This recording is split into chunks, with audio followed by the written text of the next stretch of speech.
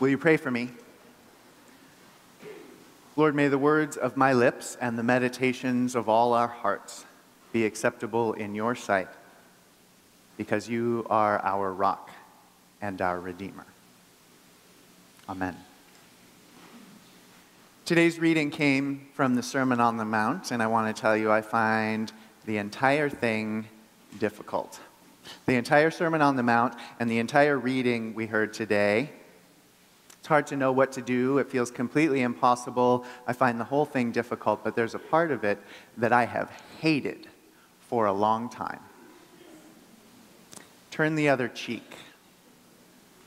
Here's why I hate it. I hate it because I can't imagine saying it to a battered woman. Imagine walking into a kitchen and there are dishes shattered on the floor and the silverware drawer has been pulled out and emptied, and there's a woman laying on the floor with a bruise on her face and blood and a man standing over her. Could you kneel down next to her and say, just turn the other cheek? I hate it because I cannot imagine saying it to someone who's about to be lynched. Imagine a crowd of people, and there are men and women, there are kids there, and they are jeering, and they're about to put a rope around someone's neck. Could you look in his eyes and say, turn the other cheek?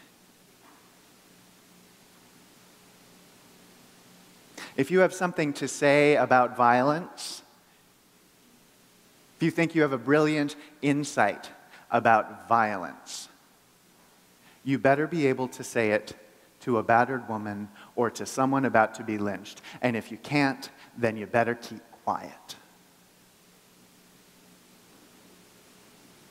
But it was Jesus who said this. And so I'm willing to stick with it. I'm working on it. And I found somebody who's helped me get my head around turn the other cheek just a little bit. There's a guy named Sam Wells. He's the vicar of St. Martin in the Fields. Now, for a long time, he was the dean of the chapel at Duke Divinity School. He wrote this book called Improvisation, the Drama of Christian Ethics. Again, for you nerds out there who are taking notes, his name is Sam Wells. The book is Improvisation, the Drama of Christian Ethics. And he says that the Christian life is like improv theater. So he imagines that, say, I and you are up on a stage somewhere and there's an audience out there and somebody sets us a scene, right? Sets the terms of some scene that we have to be living into, acting into. And we haven't rehearsed it. There is no script at all. Just somebody says the first thing and then the next person says the next thing, and it goes on from there. So you say something. Let's say you say the first thing, you give it to me, and then I have to react to that. There's no script. We're making it up as it goes along. He says I have three options in that situation. First, I can accept.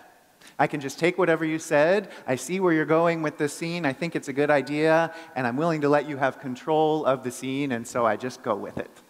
I say something that takes the next step in the scene you're obviously building, and that's fine if I trust you, if I think that you're going to a good place, if I think that the scene is going to turn out well in the end. But if I don't like where you're going, if I can see several steps ahead and see that the whole thing's going to come crashing down, it's not going to be funny, it's not going to be fun, it's just going to be embarrassing, I have another option. I can block, which means that I just don't even react to what you just said.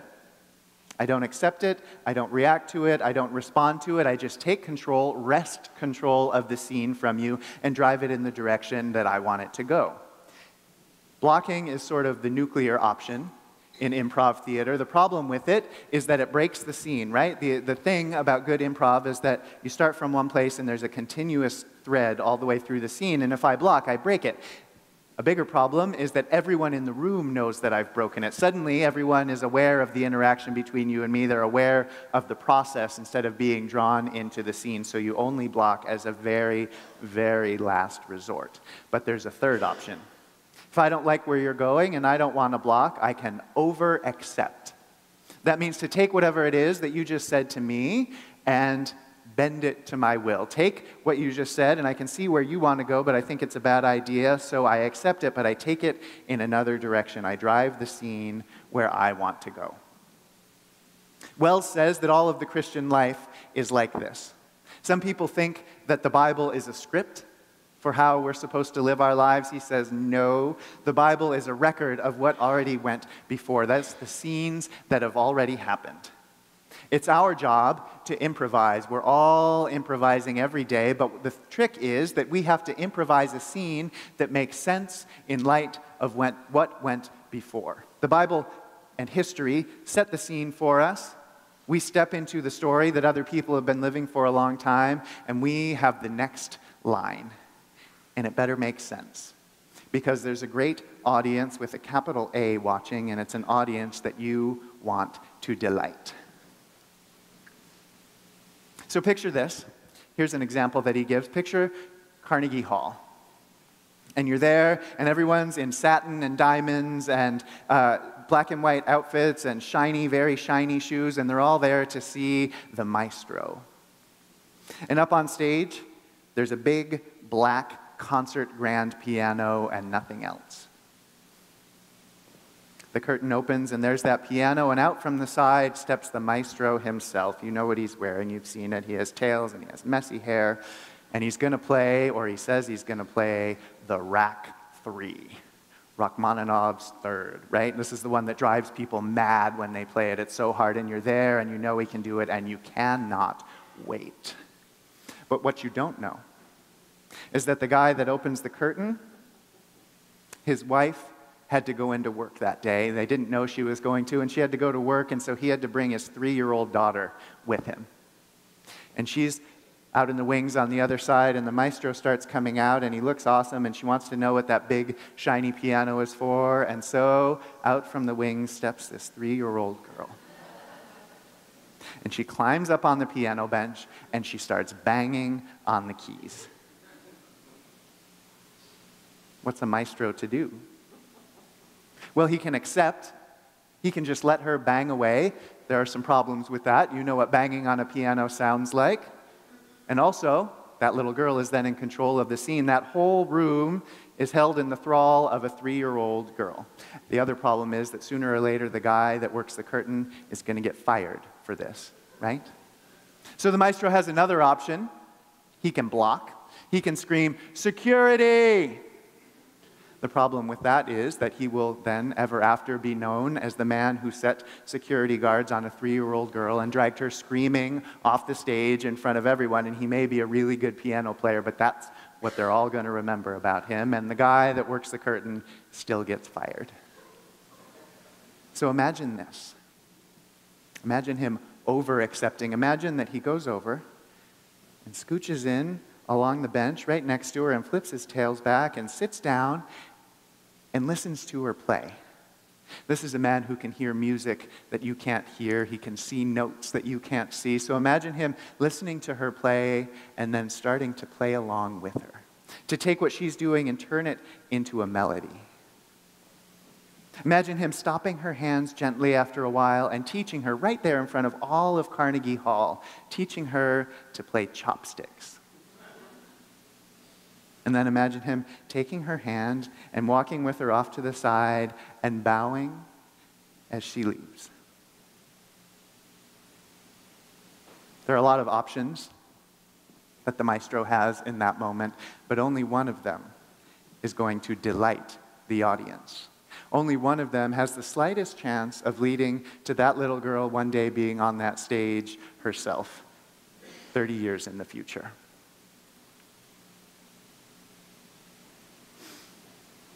Go the second mile, says Jesus.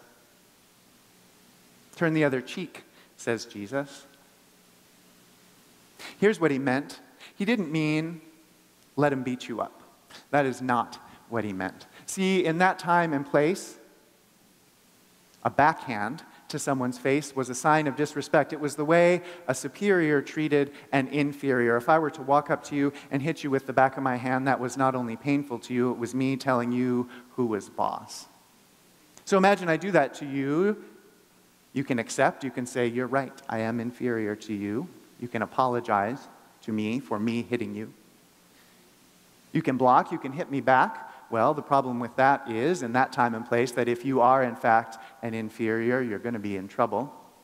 The bigger problem is that that's just more violence and nothing changes. So Jesus says, accept. Say, fine, if you're going to hit me, but you're going to do it this way. You turn your cheek so that they have to hit you with the palm of their hand.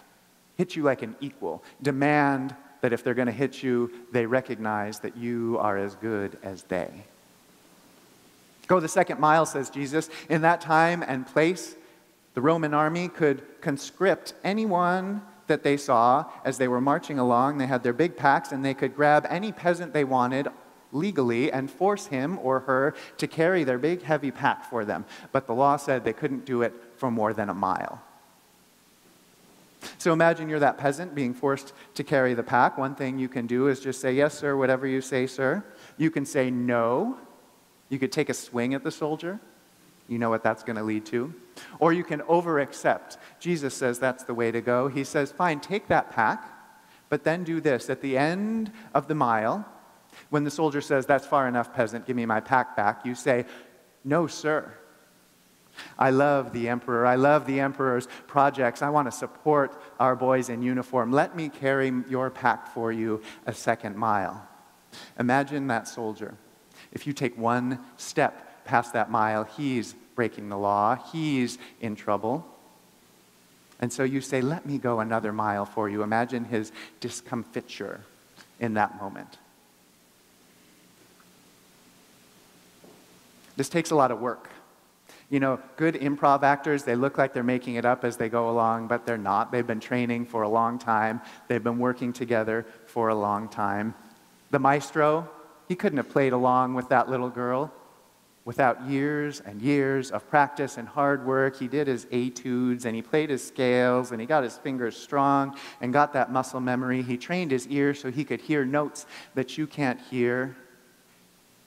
He worked hard for a long time to be able to do what he did. And isn't that why you're here in church? Isn't that what the point of this is? Aren't you training to learn how to improv well? Don't you know that sooner or later you're going to walk out into the world and somebody's going to do something terrible to you? You're going to see somebody doing something terrible to somebody else, and you're going to be faced with a choice. Aren't you here to work hard to figure out what to do? Do you know the story of the Dharasana Salt Works? It was 1930. Gandhi was working to free his people from the Raj, from the British occupation in India. He started the Great Salt March.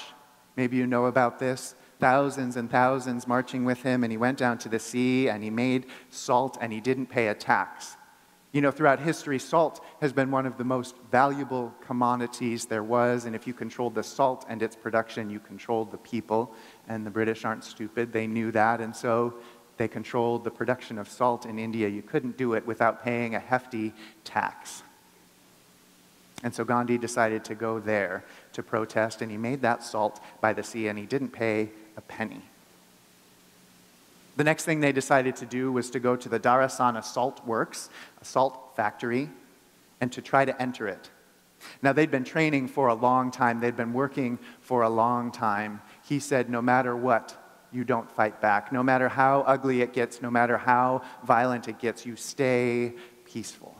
And they worked, and they trained, and they failed sometimes, but then they were ready. So they went to the Dharasana Salt Works, and Gandhi had gotten arrested on the way. His wife was going to take over. She had gotten arrested on the way, and so two of his lieutenants took over.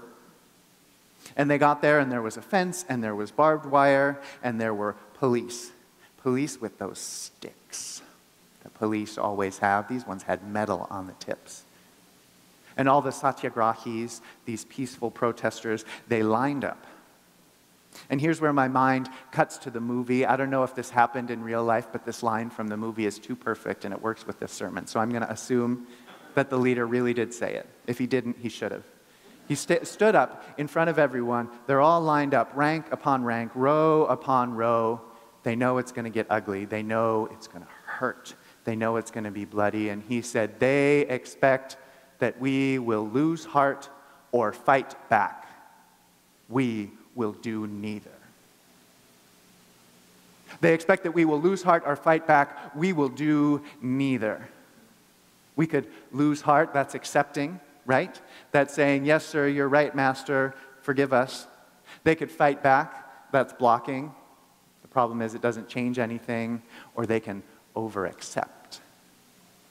And so they stepped forward that first row, and they reached for the fence as peacefully as they could, and down came the batons on their heads, over and over and over. And they dragged the wounded off to the side to a hospital they had set up there, and the next row came forward and said, we will do neither, and down came the batons again. And they were dragged off, and the next row stepped forward and said, we will do neither, and down came the batons. We will do neither, and down came the batons over and over and over, through the day and into the night, hundreds and hundreds bleeding on the ground. And when word got out of what had happened that day at the Darasana Salt Works, the world took notice. It would be a long time before the British finally left India and Pakistan. But historians say that moment, that day, was the moment that the world knew that the British had lost any legitimacy they had ever had. That was the moment that the war was won.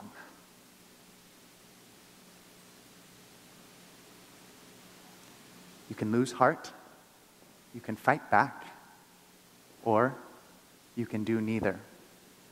Imagine that woman on the kitchen floor. She can accept, she can live with it. She could go and take karate lessons or go to the gym and get strong, and she can stand up and take a swing at the guy and lay him out flat on the floor, and isn't there a part of all of us that wants her to do just that? Or she could say, you want me to be nothing, you think I'm nothing, then I will be nothing to you, and she can leave. She can go to her parents' house or a friend's house or a safe house. That man that treated her like nothing for so long, she becomes nothing to him. She over-accepts.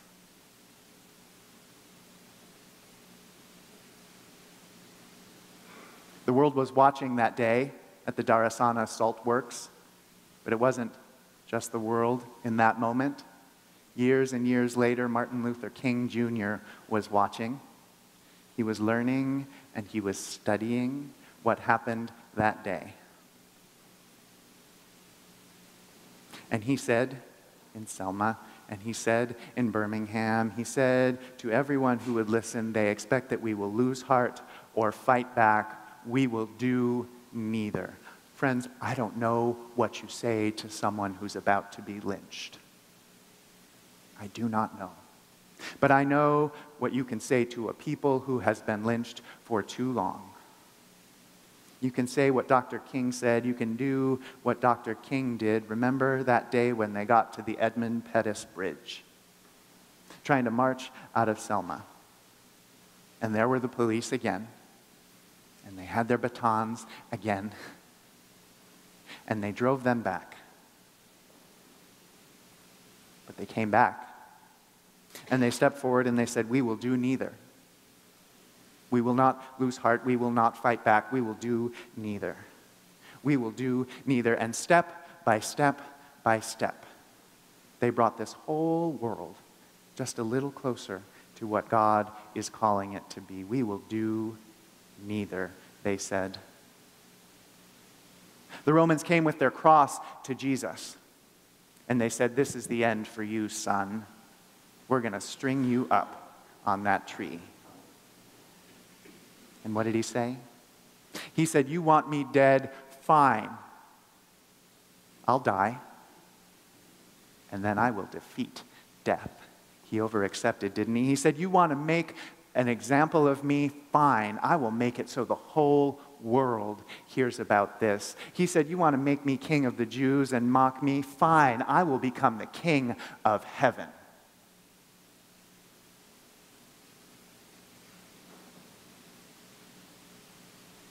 It is not easy.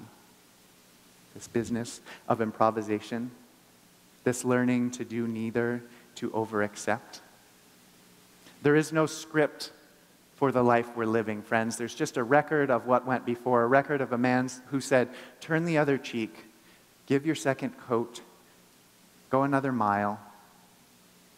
A man who said it and then did it himself and changed everything forever. There is no script for this world. There's just you and the people you share it with, and a curtain that's about to go up, and an audience of one, an audience